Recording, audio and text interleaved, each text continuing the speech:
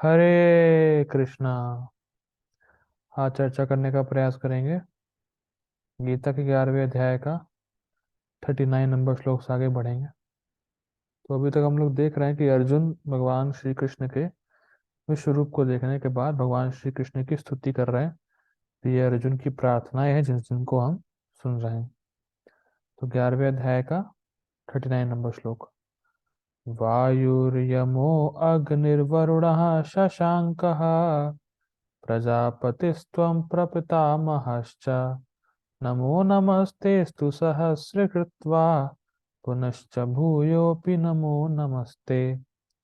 वायुर्यमो अग्निर्वरुणः शशांकः प्रजापतिस्त्वं प्रपितामहश्च नमो नमस्तेस्तु सहस्रकृत्वा पुनश्च भूयोऽपि नमो नमस्ते।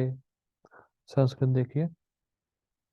वायु वायु, यम यमराज जी, अग्नि अग्नि, वरुण वरुणदेव, शशांकः चंद्रमा या चंद्रदेव, प्रजापति मतलब ब्रह्मा जी, त्वम मतलब आप, प्रपितामहश्च दादाजियों के भी दादाजी के पिता, पर बाबा यानी प्रपिता यानी कृष्ण। नमो नमस्तेस्तु सहस्र कृत्वा।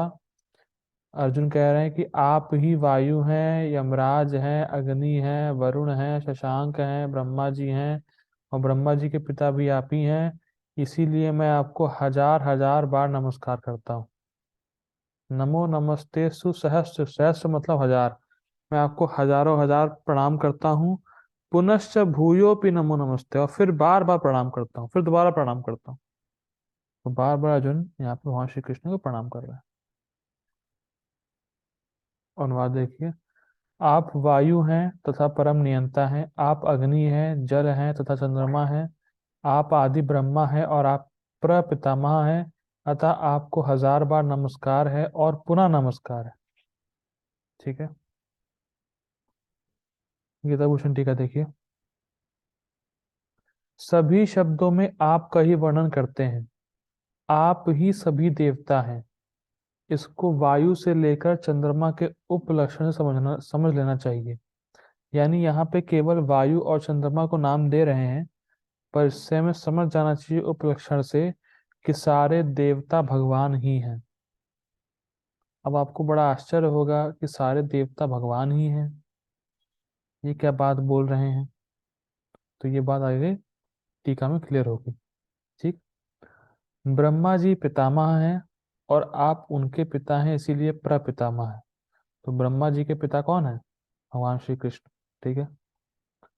यह सभी रूप आप ही हैं, क्योंकि वायु आदि में उनके कारण रूप में आप व्याप्त हैं। क्योंकि आप चिद व अचिद शक्ति को धारण करने वाले हैं, आप सोने के समान आभूषणों में व्याप्त हैं। अब समझिए, थोड़ा सा टफ फिलोसफिकल पॉइंट है। यहाँ पे जब कहा गया है यह सभी रूप आप ही हैं, मतलब आप ही सारे देवता हैं, तो कहने का अर्थ क्या है? जैसे उदाहरण के तौर पे अगर आप अपना मोबाइल देखेंगे, जैसे मैं दिखाता हूँ, वीडियो ऑन हो जाए तो। जैसे ये मेरा मोबाइल आप देख रहे होंगे, ये मेरा मोबाइल है, ये एक पैकेट है। ठीक है। ये एक पेन है, ये एक रजिस्टर है। ठीक है। तो आप इन सारी वस्तुओं को देख रहे हैं जो अलग अलग दिख रही हैं। वैरायटी है ना इनमें भाई, एक मोबाइल है, एक रजिस्टर है, एक पेन है, एक कुछ पैकेट है, सब में वैरायटी है, डिफरेंट डिफरेंट लग रही हैं। पर अगर मैं कहूँ कि ये सारी चीजें पृथ्वी हैं, तो आप मानेंगे? बिल्कुल मानेंगे, क्योंकि ये सब पृथ्वी तत्व से बनी है। इन सभी वस्तुओं में पृथ्वी तत्व प्रधान है। ठीक है। पृथ्वी कारण रूप में है। तो इसीलिए इन सब चीजों में पृथ्वी व्याप्त है, क्योंकि पृथ्वी के कारण पृथ्वी तप तत्व इसमें प्रधान है, या इन चीजों में कारण रूप में पृथ्वी व्याप्त है। जैसे ये लैपटॉप में जिसपे क्लास दे रहा हूँ, ये मोबाइल हो गया, चार्जर हो गया, कुछ भी आप भौतिक वस्तुएं लीजिए, उसमें पृथ्वी व्याप्त है। भले ही वो सब वैरायटी वैरायटी में दिख रही है कि एक मोबाइल है, एक पैकेट है, एक लैपटॉप है, एक रजिस्टर, एक पेन है, लेकिन उसमें कॉमन चीज क्या है, कॉमन सूत्र क्या है, पृथ्वी तत्व। उसी प्रकार से जैसे मैंने पहले भी एग्जांपल दिया है, यहाँ भी टीका में दिया गया है, जैसे किसी के पास गोल्डन ज्वेलरी है, मतलब कान में पहनने वाला वो होता है ईयरिंग है, किसी के पास गोल्डन ब्रेसलेट है, किसी के पास गोल्डन नेकलेस है, तो ये सब चीजें अलग अलग ज्वेलरी में आती हैं, लेकिन हम ये कह सकते हैं कि ये सभी गोल्ड है। कह सकते नहीं कह सकते? भाई गोल्डन ईयरिंग को हम गोल्ड बोल सकते हैं, गोल्डन नेकलेस को भी हम गोल्ड बोल सकते हैं, तो भले ही वैरायटी आपको गोल्डन ज्वेलरी में दिख रही है, पर हम ये कह सकते हैं कि ये सभी चीज गोल्ड है। उसी प्रकार से हम अलग अलग देवताओं को देख रहे हैं, लेकिन उन सब में कॉमन पॉइंट क्या है, भगवान उनमें व्याप्त है, भगवान उनके हृदय में है, तो वो देवता क्योंकि भगवान के कारण हैं, और देवता भगवान के कार्य हैं, तो कार्य और कारण में अभेद होता है। इस दृष्टि से सारे देवता भगवान ही हैं।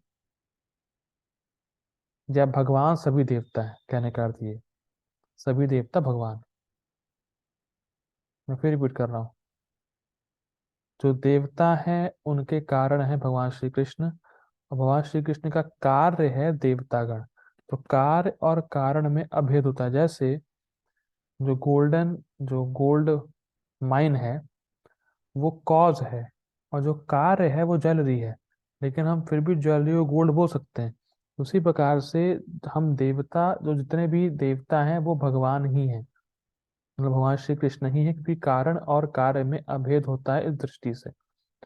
तो देवता गण भगवान की विभूति हैं, वो भगवान से अलग नहीं है। और देवता को भगवान से अलग ईश्वर मानना ये भी अपराध है, और देवताओं को भगवान से अलग करना ये भी अपराध है, क्योंकि कारण और कार्य में भेद नहीं होता है। ये फिलॉसफी, ये तत्व है ये। ठीक, आगे पढ़ते हैं। क्योंकि आप सभी के क्योंकि आप सभी के द्वारा सम्माननीय है, इसीलिए मैं आपको नमस्कार कर रहा हूँ। मैं आपको 1000 बार प्रणाम करता हूँ, पुनः फिर प्रणाम करता हूँ। तात्पर्य प्रभुपाद जी के द्वारा, भगवान को वायु कहा गया है क्योंकि वायु सर्वव्यापी होने के कारण समस्त देवताओं का मुख्य अधिष्ठाता है। अर्जुन कृष्ण को प्रपितामह, पर बाबा कहकर संबोधित करता है, क्योंकि वे ही विश्व के प्रथम जीव ब्रह्मा के पिता है। तो पापा जी ने इस पर इतनी टीका की है। ठीक है, 40 नंबर श्लोक पढ़ते हैं। नमः पुरस्ताद अथ पृष्ठतस्ते, नमो नमोस्तुते सर्वत एव सर्व, अनंत वीर्याम इत विक्रमस्त्वं, सर्वं समाप्नोषि ततोऽसि सर्वः। नमः पुरस्तादथ पृष्ठ नमः पुरस्ताद अथ पृष्ठतस्ते, नमोस्तुते सर्वत एव सर्व, अनंत वीर्याम इत विक्रमस्त्वं, सर्वं समाप्नोषि ततोऽसि सर्वः। नमः पुरस्ताद अथ पृष्ठतस्ते, नमोस्तुते सर्वत एव सर्व, अनंत वीर्याम इत विक्रमस्त्वं, सर्वं समाप्नोषि ततोऽसि सर्वः। तो इसका संस्कृत देखिए। नमः पुरस्ताद अथ पृष्ठतस्ते, पुरस्ताद का अर्थ होता है सामने से, तो मैं आपको सामने से प्रणाम कर रहा हूं। अथ अथवा पृष्ठतस्ते, मैं आपको पीछे से प्रणाम कर रहा हूं। नमोस्तु ते सर्वत एव सर्वा, मैं आपको हर दिशा से प्रणाम कर रहा हूं, क्योंकि एव सर्वा, सब कुछ आप ही हैं। अनंत वीर्याम, आपके पास अनंत वीर है, अनंत शारीरिक बल है। अमित विक्रमस्तम, और आपके पास अमित यानी बहुत असीमित मात्रा में मानसिक बल है। सर्वम समाप्नोषित तोषि सर्वः, और आप हर जगह व्याप्त हैं, इसीलिए सब कुछ आप ही हैं। ये तो मैंने बता दिया ना कि कारण रूप में भगवान हर जगह व्याप्त है। तो कार्य और कारण में अभेद होता है, इसीलिए कह रहे हैं कि आप हर जगह व्याप्त हैं, इसीलिए सब कुछ आप ही हैं। ठीक है, ये थोड़ा फिलोसफिकल पॉइंट है, समझना होगा। हम ये नहीं कह रहे हैं सब कुछ भगवान है, मतलब भगवान सब कुछ भगवान ही है। मैं फिर रिपीट कर रहा हूँ, ऐसा मत सोच लीजिएगा कि दीवार भगवान है तो दीवार को ही पूजा कर रहे हैं। इस तरीके से हमारा सिद्धांत नहीं है। हमारा सिद्धांत ये है कि भगवान इस जगत के कारण है और इस जगत कार्य है, और कार्य और कारण में अभेद होता है, इसीलिए सब कुछ भगवान है। लेकिन भगवान की सत्ता अलग भी है। ठीक है, ये पॉइंट है। अनुवाद देखिए। आपको आगे पीछे तथा चारों ओर से नमस्कार है। हे असीम शक्ति, आप अनंत पराक्रम के स्वामी हैं, आप सर्वव्यापी हैं, अतः आप सब कुछ हैं। ठीक। गीता भूषण टीका देखिए।